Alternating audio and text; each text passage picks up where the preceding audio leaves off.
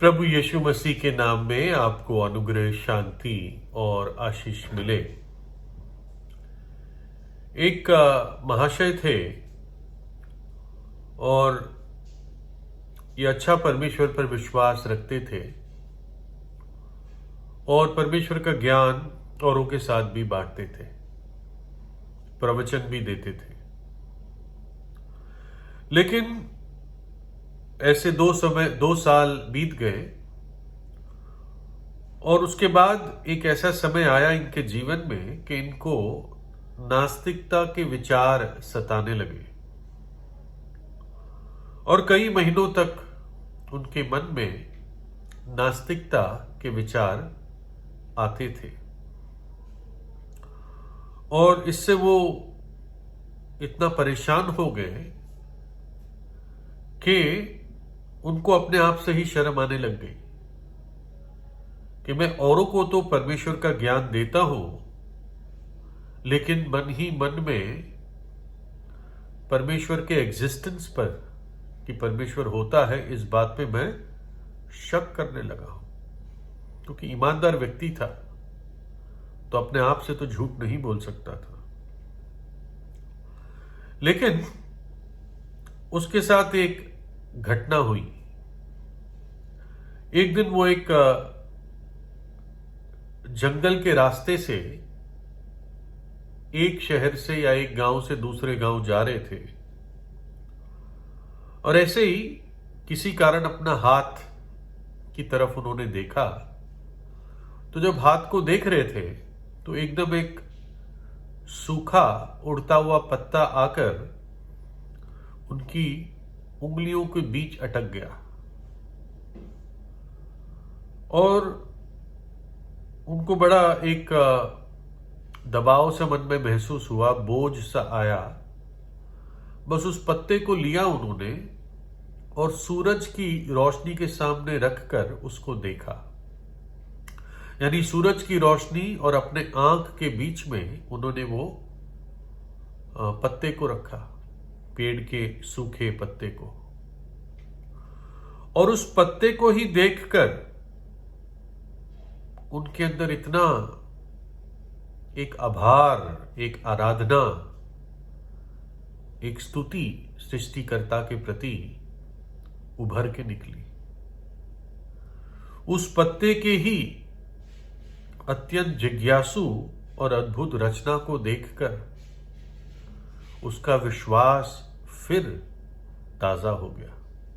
एक सूखा पत्ता,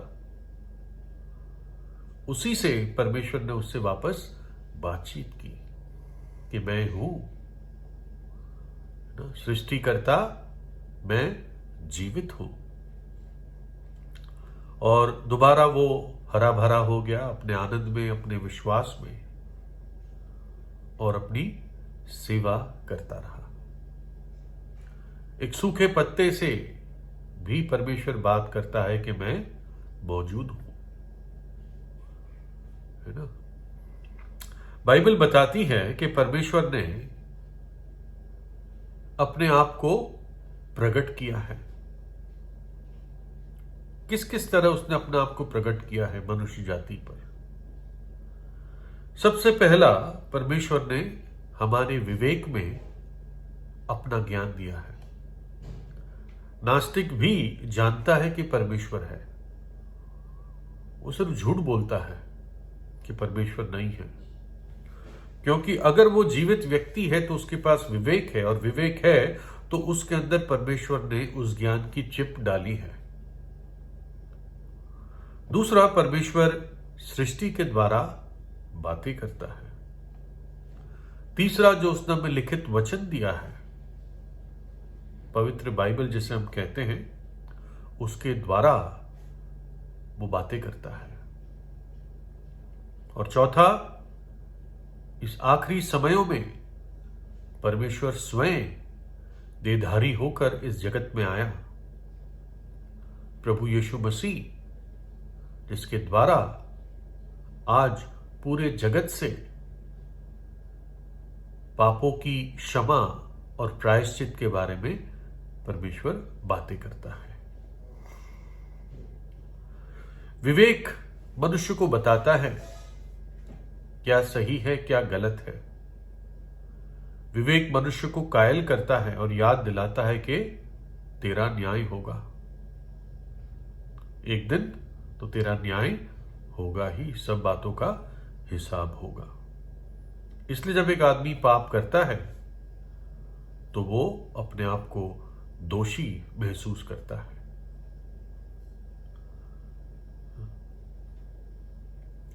अद्भुत तारे, चांद, सूरज, दिन, रात, पहाड़, नदियां,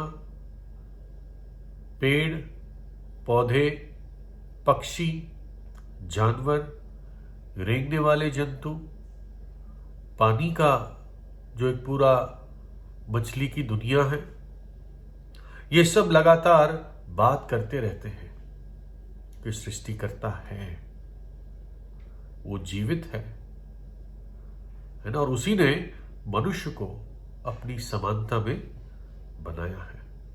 वो अद्भुत है और उसकी तुलना किसी से नहीं की जा सकती। ऐसा अद्भुत परमेश्वर वो है। एक व्यक्ति किसी खुले स्कूल में, पुराने समय की बात होगी, वो बच्चों को पढ़ा रहा था और परमेश्वर का टॉपिक था।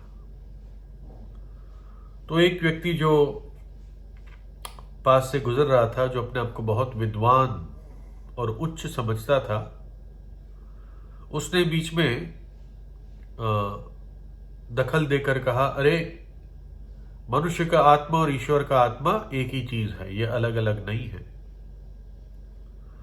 तो जो शिक्षक था उसने उसकी बात को ये समझाने के लिए कि आप गलत कह रहे हो और गलत सोच रहे हो, तो जो लड़के बैठे थे, बच्चे, उनमें से किसी को कहा कि कोई आप में से उठकर इनको जवाब दे सकता है।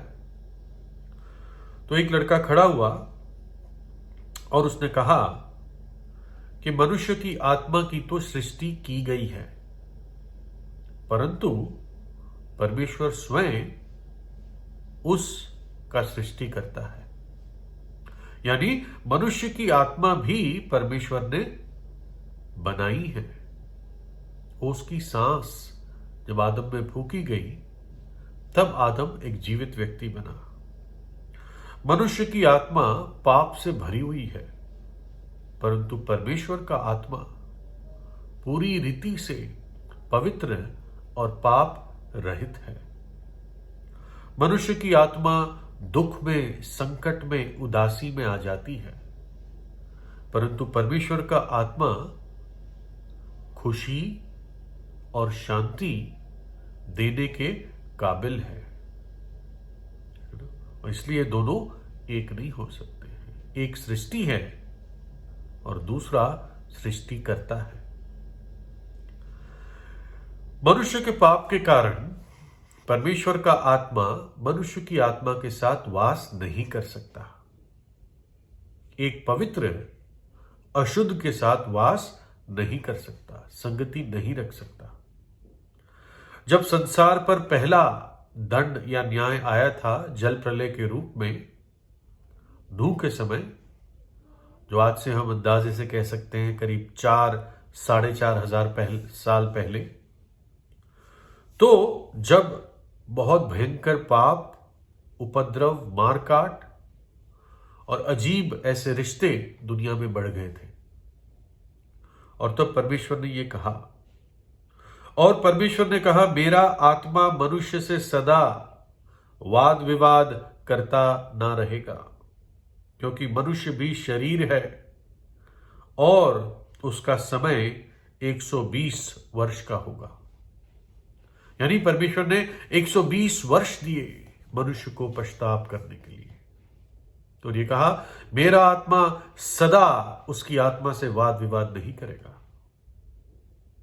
परमेश्वर के अनुग्रह की भी एक सीमा होती है।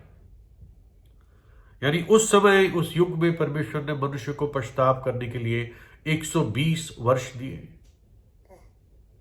और नूह जो परमेश्वर का दास था, वो प्रचार करता रहा धार्मिकता का प्रचारक था, अर्थात वो पापों से पश्चाताप का प्रचार करता था।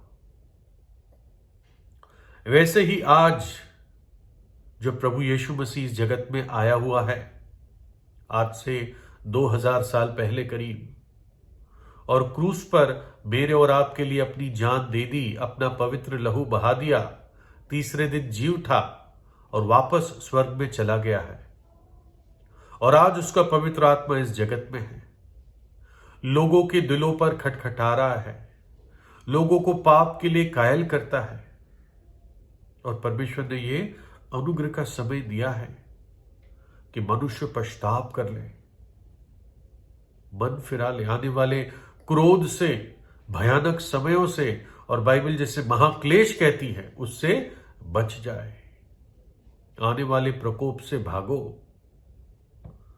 वचन कहता है, प्रभु अपनी प्रतिज्ञा के विषय में देर नहीं करता, जैसी देर कितने लोग समझते हैं, पर तुम्हारे विषय में धीरज धरता है और नहीं चाहता कि कोई नाश हो, वरन ये कि सबको मन फिराव का अवसर मिले।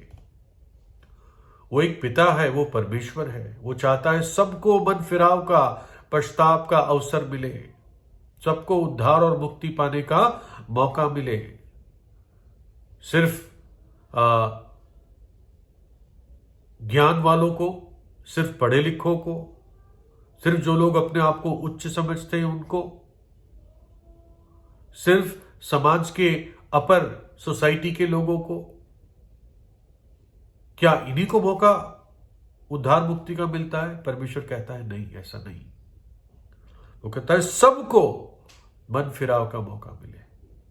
जो कोई विश्वास करेगा, जो कोई बोझ से दबा और परिश्रम कर रहा है, प्रभु यीशु कहता है मेरे पास आओ। परमेश्वर ने जगत से ऐसा प्रेम किया कि यीशु मसीह ने अपनी जान क्रूस पर दे दी, पूरे जगत से, और जगत में आप भी हैं। तो इसलिए उस आने वाले प्रकोप से भागे, प्रभु यीशु पर विश्वास कीजिए। ना केवल वो सृष्टि करता है जिसने उस सूखे पत्ते को भी बनाया, मतलब वो हरा पत्ता जो पेड़ से जब अलग हुआ, सूख गया, और इस सूखे पत्ता भी परमेश्वर सृष्टिकर्ता की गवाही देता है।